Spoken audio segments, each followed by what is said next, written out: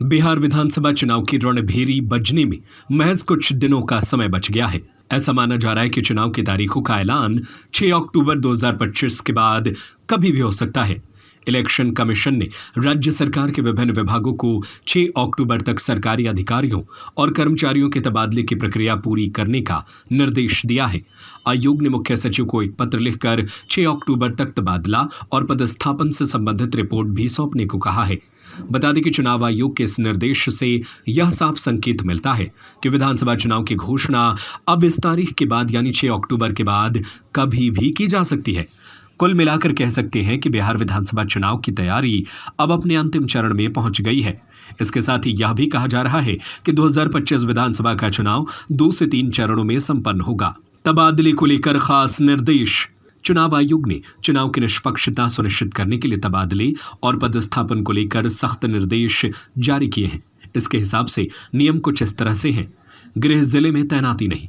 चुनाव से सीधे तौर पर जुड़े किसी भी अधिकारी या कर्मचारी का पदस्थापन उनके गृह जिले में नहीं किया जाएगा। 3 साल पूरे होने पर तबादला।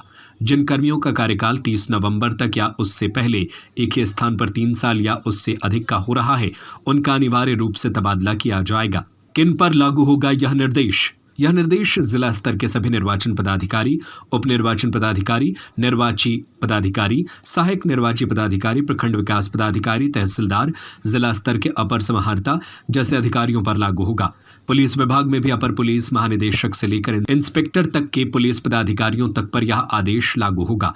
उत्पाद एवं मद्य निषेध विभाग के अधिकारियों पर 3 साल की अवधि का नियम लागू होगा। सीईसी जल्द कर सकते हैं बिहार का दौरा। मुख्य निर्वाचन पदाधिकारी विनोद सिंह गुंजियाल ने बुधवार को मुख्य सचिव, पुलिस महानिदेशक और अन्य विभागाध्यक्षों को पत्र लिखकर इन निर्देशों का पालन सुनिश्चित करने और 6 अक्टूबर तक रिपोर्ट सौंपने को कहा है। इस बीच मुख्य चुनाव आयुक्त के नेतृत्व में निर्वाचन आयोग की टीम भी जल्द ही बिहार का दौरा कर सकती है। 30 सितंबर को जारी होगी अंतिम मतदाता सूची। इसके साथ ही बिहार में स्पेशल इंटेंसिव रिवीजन यानी एसआईआर के बाद चुनाव आयोग ने ड्राफ्ट मतदाता सूची जारी की थी। इसमें सुधार और संपत्ति के लिए आयोग ने 30 सितंबर तक का समय दिया था। 30 सितंबर को आयोग फाइनल मतदाता सूची जारी करेगा, जिसमें बिहार में 243 विधानसभा सीटें हैं।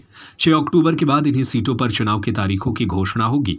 मालूम हो कि बिहार विधानसभा का कार्यकाल 22 नवंबर को खत्म हो रहा है और चुनाव आयोग को इससे पहले चुनाव करवाने होंगे। खैर, इस खबर पर आपकी क्या राय है, हमें कमेंट बॉक्स में लिखकर ज़रूर बताएं। साथ ही बिहार चुनाव से जुड़े और भी इन्फॉर्मेटिव खबर को देखने के लिए चैनल को सब्सक्राइब और फेसबुक पेज को फॉलो करें।